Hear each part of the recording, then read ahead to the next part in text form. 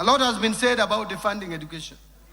But in 2026-27, we are proposing 784.5 billion shillings, which is 26.4% of the ministerial budget. Compare that to 2021-2022 budget, before this administration came into office. The budget for education was 526 billion shillings. That has increased now by 49%.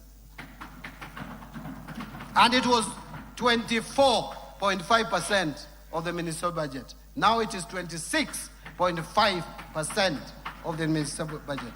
Therefore, Mr. Speaker, it is not correct that this government, this administration is defunding education. In fact, we are funding it more.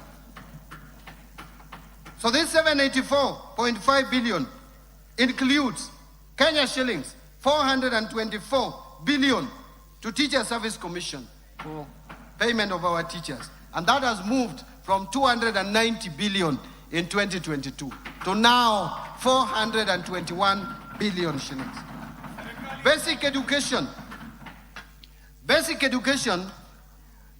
is now 136. I'm proposing 136.6 billion. Compare that to 107 billion in 2022.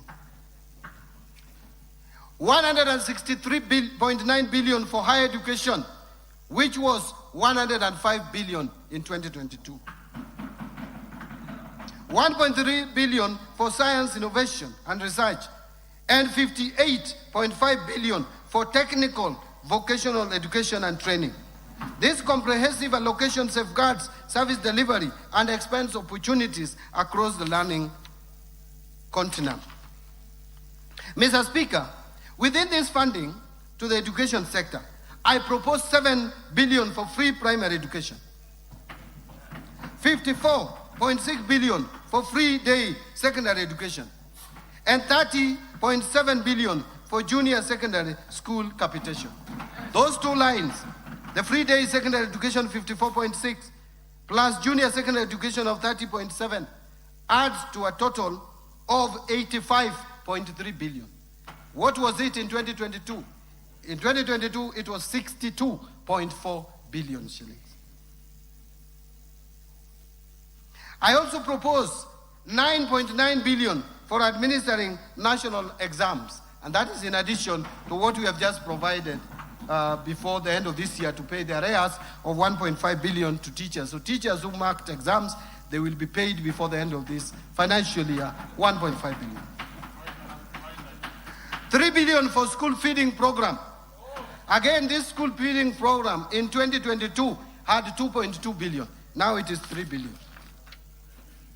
Mr. Speaker, I am proposing 4.9 billion to be provided for conversion of 20,000 intern teachers into permanent and pensionable from January 2027.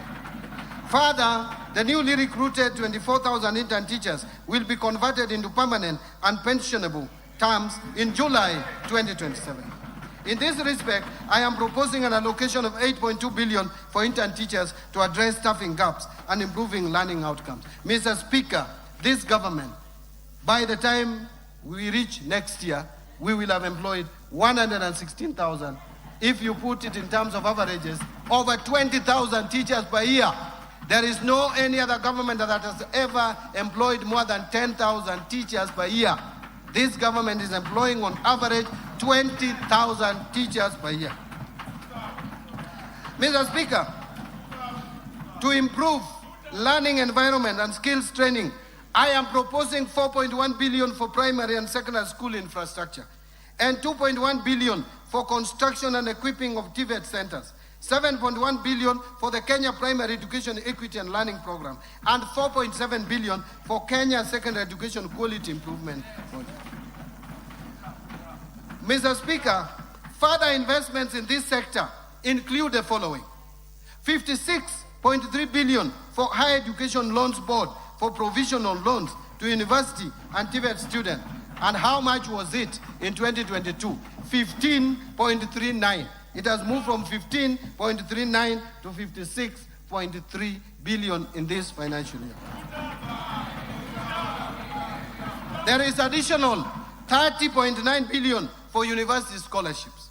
There is also 9.2 billion dedicated specifically for TVET scholarships, and 6.7 billion for CBA arrears for universities and 2021-2022 CBA, and another 5.9 billion for ongoing projects in universities across the country, measures that expand access and strengthen human capital for a competitive economy.